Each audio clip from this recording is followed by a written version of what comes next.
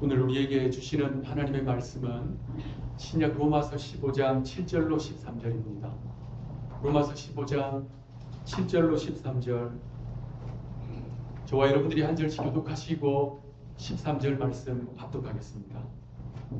그러므로 그리스도께서 우리를 받아 하나님께 영광을 돌리심과 같이 너희도 서로 받으라.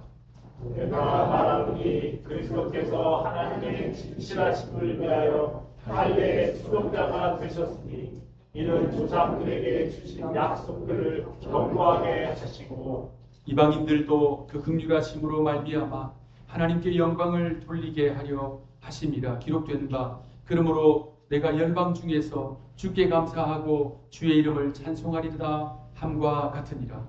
또 이르되 열방과 주의 백성과 함께 징조하라 하였으며 또 모든 열방들아 주를 찬양하며 모든 백성들아 그를 찬송하라 하였으며 또 이사야가 이르되 이 세대 뿌리 곧 열방을 다스리기 위하여 일어나신 이가 있으리니 열방이 그에게 소망을 두리라 하였느니라. 13절 함께 읽겠습니다. 소망의 하나님이 모든 기쁨과 평강을 믿음 안에서 너희에게 충만하게 하사 성령의 능력으로 소망이 넘치게 하시기를 원하노라. 아멘.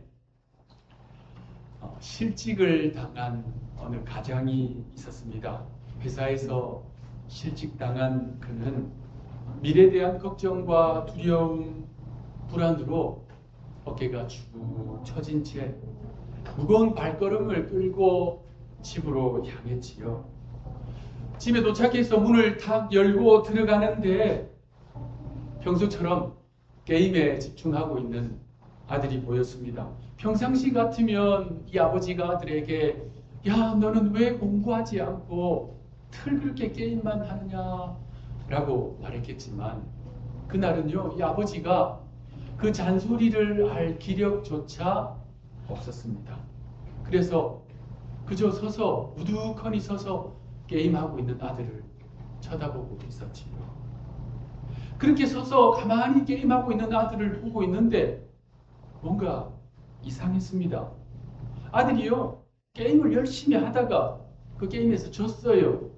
그래서 화면에 fail, 실패라고 하는 단어가 딱 떴는데 아들이 오히려 더 기분 좋아하고 기뻐하는 거예요. 아버지가 이상하잖아요. 그래서 물었습니다. 너 fail이라고 하는 뜻이 무슨 뜻인지 모르니? 아들이 대답합니다. 실패라는 뜻 아니에요?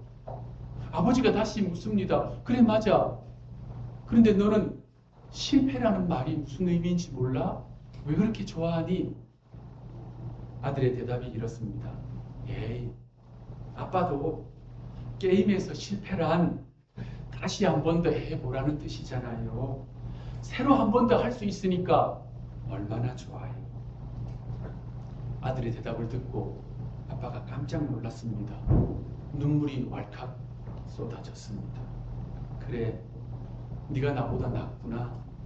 실패란 네 말처럼 끝이라는 소리가 아니구나. 다시 한 번 더 해보라는 뜻이구나. 새롭게 시작할 수 있다는 뜻이 신나는 일이 맞구나. 아들의 그 말에 아빠가요, 새로운 용기를 내었습니다. 다른 눈으로 문제와 어려움을 볼 수 있게 되었기 때문입니다. 오래전에 텔레비전에서 방영한 빨간머리 앤이라고 하는 만화, 애니메이션을 기억하는 분들이 많을 것입니다. 여러분 가운데 아마 보신 분들도 계실 거예요. 저도 보았던 기억이 납니다. 사람들이 이 빨간머리 앤, 이 만화를 오래 기억하는 이유는 그 만화에 등장하는 11살 고아 소녀 빨간머리 앤이 그 내용에서 남긴 대사들이요, 많은 사람들의 마음을 크게 울림을 주었기 때문입니다. 예를 들면 이런 내용입니다. 어느 날 그 빨간머리 앤이 그 힘든 고아원에서 나오게 되었습니다. 어느 집에 입양으로 들어가게 된 것이지요. 드디어 고아원을 벗어나게 되었다는 기대감에 부풀어서 그 집에 딱 가보니까 큰 문제가 생겼어요. 그 집은 남자아이를 원했는데 여자아이가 오니까 못 받겠다는 거예요. 다시 돌려보내라는 것입니다. 그러니까 그 힘든 고아원, 모든 아이들이 다 가기 싫어하는 그 고아원에 눈물을 머금고 다시 돌아가야 하는 그 실망스러운 상황인데도 이 어린 애는요, 낙심하지 않고 이런 말을 합니다. 저는 이 드라이브를 마음껏 즐기기로 작정했어요. 즐기기로 결심만 한다면 되게 그렇게 할 수 있으니까요. 그 집에서 거절당하고 다시 그 힘든 고아원으로 돌아가게 되었지만, 그래서 마음은 아프지만 그곳으로 오고 가는 길, 그 길가에 피어있는 들꽃, 불어오는 산들바람, 맑은 하늘, 새들의 지저귀는 그 소리, 그거 즐기겠다는 거예요. 그 속에서 기쁨의 이유, 행복의 조건을 찾겠다는 것입니다. 그러면서 그 어린아이가 이런 말을 합니다. 이 길 모퉁이를 돌면 무엇이 있을지 알 수 없지만 저는 가장 좋은 것이 있다고 믿을래요. 뭔가를 즐겁게 기다리는 것에 즐거움이 있으니까요. 혹시 그 즐거운 일이 일어나지 않는다고 해도 그것을 기다리면서 가진 그 즐거움은 분명히 저의 것이니까요.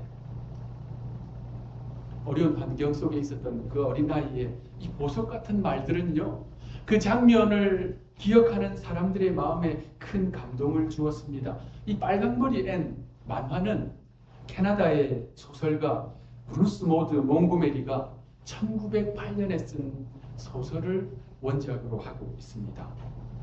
브루스 모드 몽고메리는 신실한 그리스도인이었습니다. 캐나다 온타리오주 리스크데일 장로교회에서 목회한 이완 맥도날드 목사님의 사모님이었어요. 이 루스모드 몽고메리는요, 어린 시절부터 삶이 매우 힘들었습니다. 그가 태어난 지 겨우 20개월 만에 엄마가 병에 걸려서 돌아가십니다. 엄마의 얼굴도 엄마 품도 기억하지 못하고 외할머니 외할아버지 손에서 자랐는데 그곳에서의 삶도 녹록지가 않았습니다. 어찌어찌 성장을 했어요. 그래서 목사님하고 결혼을 해서 행복한 삶을 꿈꾸었는데 이 목사님이요, 또 병에 걸려서 오랜 세월 동안 병수발을 해야 했습니다. 그런 어려운 환경 속에서도 희망을 잃지 않고 글을 써서 세계적인 소설이 탄생했고요. 그 소설을 기초로 앞서 말씀드린 빨강머리에 나왔습니다. 소설가 몽고메리 사모님은 그 소설에 등장하는 11살의 고아 소녀를 통해서 이런 말을 합니다. 저는요, 오늘 아침은 절망의 구렁텅이에 빠져있지 않을 거예요. 아침부터 그러한 절망에 빠져 있어야 되겠어요. 아침이 있다는 것, 그것 자체가 참 좋은 일이니까요. 문제와 어려움을 어떤 눈으로 보아야 하는지 그 어린 나이를 통해서 우리에게 가르쳐 주는 거지. 여러분, 우리가 살다 보면 분명하게 깨닫는 것이 있습니다. 지혜가 있어요. 잘못된 상황 때문에 망하는 사람은 없으나 잘못된 대응으로 망하는 사람은 많다라는 것입니다. 우리의 삶에는 원치 않는 상황, 잘못된 상황들이 찾아옵니다. 그런데 그것이 우리를 망하게 하는 것이 아니라 그 상황에 대한 잘못된 대응 때문에 어려움을 겪고 망하는 것인지요. 앞서 이야기한 그 실직당한 가장과 또 빨강머리 앤의 이야기가 그것을 분명하게 설명해 줍니다. 우리 성경에는 그렇게 자신의 삶에 잘못된 상황이 연거푸 찾아온 인물이 있습니다. 우리가 잘 아는 욥. 우리는 욥을 고난의 사람으로 기억하지요. 그런데 사실 욥의 인생이 처음부터 그랬던 것은 아닙니다. 욥은요, 동방에서 가장 존경받는 사람이었습니다. 성경은 그를 온전하고 정직하여 하나님을 경외하며 악에서 떠난 사람이라고 설명합니다. 욥은 동방에서 가장 훌륭한 사람이다라고 평가합니다. 뿐만 아니지요. 그는 수많은 양과 낙타, 소와 나귀를 소유한 거부였습니다. 그리고 많은 종들을 거느린 이름난 지도자였습니다. 무엇보다 그는 자녀들이 믿음 생활을 잘 하도록 그들의 믿음을 이끄는 영적인 가장이었어요. 그래서 그 자녀들은 형통했습니다. 가정은 행복했습니다. 요즘 사용하는 말 가운데 육각형 인재라는 표현이 있습니다. 여러분 아마 들어보셨을 거예요. 학력, 재력, 체력, 외모, 인품 등등 그 모든 것을 고루 갖춘 인재, 육각형 인재. 욥은 그야말로 육각형 인물입니다.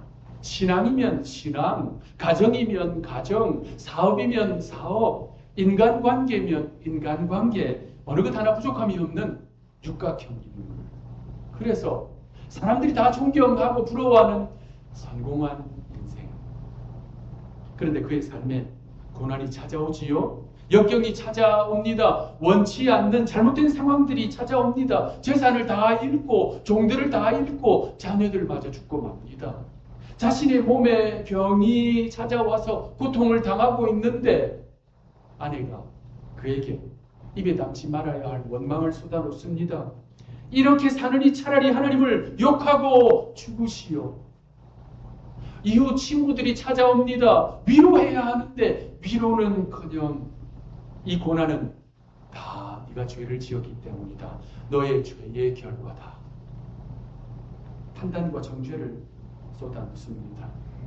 욥이요 마음을 둘 데가 없었습니다. 그래서 하늘을 향해서 애타게 부르짖었습니다. 왜 하필 저입니까? 왜 저에게 이런 일이 일어났습니까? 하나님은 그 부르짖는 욥을 외면하지 않으셨어요. 하나님은 찾아오셨습니다. 말씀해 주셨어요. 하나님이 어떤 분이신지 알려주셨습니다. 욥은 그 하나님의 말씀을 통해서 비로소 깨닫게 됩니다. 자신의 문제만 바라보던 그 시선을 하나님께로 돌립니다. 자신의 문제만 바라보니 침륜에 빠졌는데, 깊은 절망에 빠졌는데 그 시선을 문제가 아닌 하나님께로 돌리니 모든 것을 다스리시는 하나님을 바라보니 소망을 하나님께 두니 고난의 의미와 이유를 알게 됩니다. 그것을 이길 힘을 얻게 됩니다. 그래서 우리 성경에서 믿음의 사람들, 믿음의 선진들은 반복해서 우리에게 권면합니다. 하나님을 바라보라. 하나님께 소망을 두라. 여러분 다윗의 고백을 들어보십시오. 시편 39편 7절 우리 한 목소리를 읽겠습니다. 시작. 주여 이제 내가 무엇을 바라리요? 나의 소망은 주께 있나이다. 이때 다윗이요 질병에 걸려서 극심한 고통 중에 있었습니다. 그리고 악인들이 찾아와서 다윗을 조롱하고 비난했습니다. 그때 한 고백이에요. 주여 이제 내가 무엇을 바라리요? 나의 소망은 주께 있나이다. 자신의 시선을 하나님께로 다 고정한 거예요. 자신의 소망을 하나님께 두었습니다. 오늘 본문에서 사도 바울도 같은 선포를 합니다. 오늘 보면 12절 13절 한 목소리로 읽겠습니다. 시작. 또 이사야가 이르되 이새의 불이 곧 열방을 다스리기 위하여 일어나시는 이가 있으리니 열방이 그에게 소망을 두리라 하였느니라. 소망의 하나님이 모든 기쁨과 평강을 믿음 안에서 너희에게 충만하게 하사 성령의 능력으로 소망이 넘치게 하시기를 원하노라. 아멘. 여러분 오늘 본문에 이 로마 교회 성도들 그들은요 어느 때보다 소망이 필요한 상태였습니다. 그 당시 로마는 세계 최강의 제국 아닙니까? 정치, 경제, 문화, 군사 이 도성 로마를 중심으로 움직였습니다. 그러나 그 화려한 도시 안에서의 그리스도인들의 삶은 무척 곤고했습니다. 로마에 있는 성도들은 황제를 주라고 부르기를 거부하고 오직 예수 그리스도를 주님이라 고백했습니다. 그러다 보니 오해받고 박해를 받았습니다. 아직 네로 황제의 대대적인 박해는 시작되지 않았지만 그 박해의 어두운 그림자가 다가오고 있었고, 무엇보다도 유대인 추방령으로 인한 그 혼란과 어려움이 교회 안의 갈등으로 자리 잡고 있었습니다. 로마 교회 성도들은 유대인 그리스도인들, 이방인 그리스도인들, 율법 문제, 절기 문제, 음식 규례 등등으로 사분오열되어 있었습니다. 그래서 겉으로 보기에는 평화로운 제국이었지만 그 안에서 살아가는 그리스도인들은 교회 안에서의 어려움, 교회 밖에서의 어려움, 이 중첩된 어려움 가운데서 절망을 안고 살아가고 있었던 것입니다. 그러한 그들을 향해서 오늘 본문 소망을 하나님께 두라, 우리 하나님은 소망의 하나님이시다라고 선포하는 것이 12절 13절 말씀입니다. 문제와 어려움만 바라보던 그들의 시선을요 하나님께로 돌리게 한 것입니다. 절망의 상황, 절망의 세상 속에서도 결코 흔들리지 않도록 우리를 붙들어 주시는 분은 소망의 하나님, 그분 한 분이시기 때문입니다. 아멘. 여러분, 사도 바울이요 이런 선포를 할 수 있었던 이유는 그 자신이 고난의 그 터널을 자주 통과하면서도 자신의 소망을 하나님께 두었기 때문입니다. 그는 수없이 매를 맞았지요. 감옥에 갇혔습니다. 돌에 맞아 죽을 뻔했고 3번이나 그가 탄 배가 파손했습니다. 큰 광풍이 몰아닥치는 그 배 속에서 사람들은 구원의 소망을 다 포기했습니다. 그때도 바울은 소망을 하나님께 두었습니다. 이후 결박과 환란이 기다린다는 것을 뻔히 알고 있으면서도 예루살렘을 향한 발걸음을 멈추지 않았던 이유는 그가 구원의 소망을 하나님께 두었기 때문이지. 앞서 읽은 13절에 소망의 하나님이라고 하는 이 표현은요 신약 성경 전체에서 딱 여기 한 군데 나옵니다. 로마 교회 성도들이요 이것이 너무나도 필요한 상황이었기 때문입니다. 그런데 여러분, 이 말씀은 당시 로마 교회 성도들뿐만 아니라 오늘을 살아가는 우리에게도 너무나도 필요한 말씀입니다. 우리가 살아가는 이 시대, 이 로마 교회 시대와 크게 다르지 않기 때문입니다. 기술은 발전했지요. 생활은 더 편리해졌습니다. 그럼에도 불구하고 앞서 장로님 기도하신 것처럼 우리의 마음 안에 걱정과 근심, 두려움이 떠나지 않습니다. 여러분 보십시오. 전쟁의 소문이 끊이지 않습니다. 자연재해는 더 잦아지고 더 강하고 격해집니다. 경제는 여전히 불안하고요. 미래는 불투명합니다. 그래서 이 현대 사회를 사회학자들은 불확실성의 시대라고 부릅니다. 이러한 시대를 살아가는 사람들은 어떻게 할까요? 다른 많은 것들에 소망을 두려고 합니다. 돈에 소망을 두는 사람, 자신의 행복에 소망을 두는 사람, 건강에 소망을 두는 사람, 자녀들, 손자녀들에게 소망을 두는 사람, 정치, 경제, 과학에 소망을 두는 사람. 그런데 여러분, 시간이 지나면 우리는 분명하게 깨닫습니다. 세상이 약속하는 그 소망은 언제든지 무너질 수 있다는 사실 말입니다. 성경은 이 진리를 벌써부터 우리에게 선포했습니다.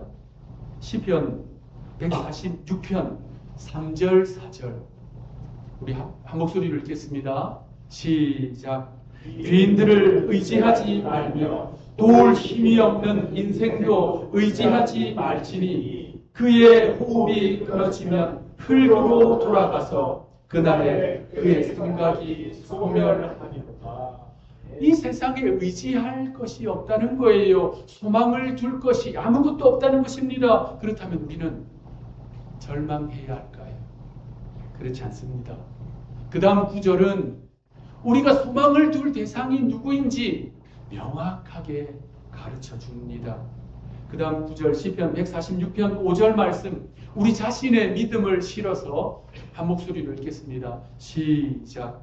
야곱의 하나님을 자기의 도움으로 삼으며 여호와 자기 하나님에게 자기의 소망을 두는 자는 복이 있도다. 아멘. 여호와 하나님께 자신의 소망을 두는 자들은 복이. 할렐루야. 말씀을 마무리하겠습니다. 한국의 이지선 자매 이야기는 사람들에게 잘 알려져 있지요.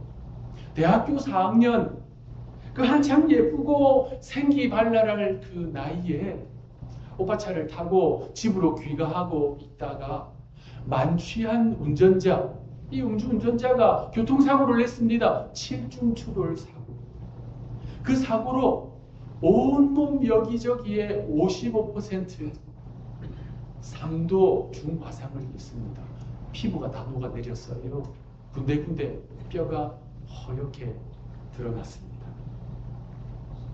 9살생으로 살아난 지선자매가 병원에서 의식을 되찾은 후에 목숨 걸고 자기를 구해준 오빠, 그 오빠에게 내뱉은 첫마디가요, 그 오빠뿐만 아니라 주변에 있었던 사람들의 마음을 아프게 했습니다. 이렇게 하고 나 어떻게 살아? 오빠, 왜 날 살렸어? 그런데 놀라운 일이 일어났습니다. 수십 차례의 이식 수술과 손가락 10마디 가운데 9마디를 잘라야 하는 그 중한 수술을 겪으면서 하나님의 은혜를 경험합니다. 하나님의 위로를 경험합니다. 그래서 자신이 겪고 있는 그 고통이 아닌 하나님을 향해서 눈을 듭니다. 그 놀라운 위로와 은혜를 경험한 이 지선자매는 이후부터 많은 사람들을 살려냅니다. 인간극장이라고 하는 프로그램에 출연해서 수많은 사람들에게 감동과 희망을 주었습니다. 하루에도 수천 명이 이 지선자매의 글과 강연을 통해서 사람들이 소망을 얻고요. 자살 충동을 느끼는 청소년들이 그걸 보고 새 힘을 얻고 있습니다. 그러면서 사람들이 그 화상 입은 얼굴로 어떻게 그렇게 평안한 모습, 아름다운 모습을 표정을 할 수 있을까 궁금해하기 시작했습니다. 지선자매 안에 있는 그 비밀을 궁금해하기 시작했어요. 그 평안과 소망의 근원에 대해서 관심을 보이기 시작했습니다. 그래서 지선자매를 통해서 예수님께로 나아오고 하나님께로 나아오게 된 것이지요. 우리 성경, 이 개역개정 성경에는 전능자라고 하는 단어가 나옵니다. 전능자, 전능하신 하나님에 대한 표현이지요.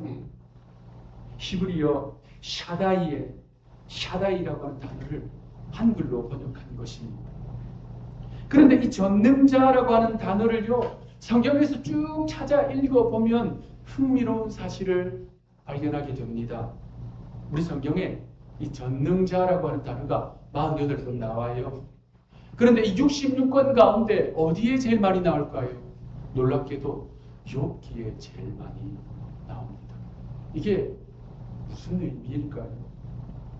우리가 인생에서 고통의 터널을 지날 때 실패하고 좌절하고 낙심하고 절망할 수밖에 없는 그 역경을 통과할 때 그때가 바로 우리에게 힘 주시고 능력 주시는 전능하신 하나님을 만날 때라는 것입니다. 그래서 여호와 하나님께 자신의 소망을 두는 자가 복이 있도다. 사랑하는 성도 여러분, 오늘 본문은 우리가 믿는 하나님을 소망의 하나님이라고 말씀합니다. 우리는 그 하나님께 소망을 두어야 합니다. 소망의 하나님 의지하고 붙들어야 합니다. 그래서 욥이 만난 엘샤다이 하나님, 전능하신 하나님, 앞서 소개한 그 믿음의 사람들이 만난 그 능력의 하나님을 우리도 만나게 되기를 주님의 이름으로 축원합니다. 아멘. 기도하겠습니다. 여호와 하나님께 자신의 소망을 두는 자는 복이 있도다. 주님, 이 말씀을 기억하게 하옵소서. 마음판에 아로새기게 하옵소서. 인생에서 어두운 터널을 지날 때 고통의 시간을 보낼 때, 낙심과 절망이 찾아올 때 세상의 그 어떤 것이 아닌 오직 소망의 하나님을 바라보고 의지하고 붙들게 하옵소서. 그래서 주께서 주시는 위로와 새 힘을 얻어 사명의 길 넉넉히 완주하게 하옵소서. 우리의 영원한 소망이 되시는 구주 예수님의 이름으로 간절히 기도하옵나이다. 아멘.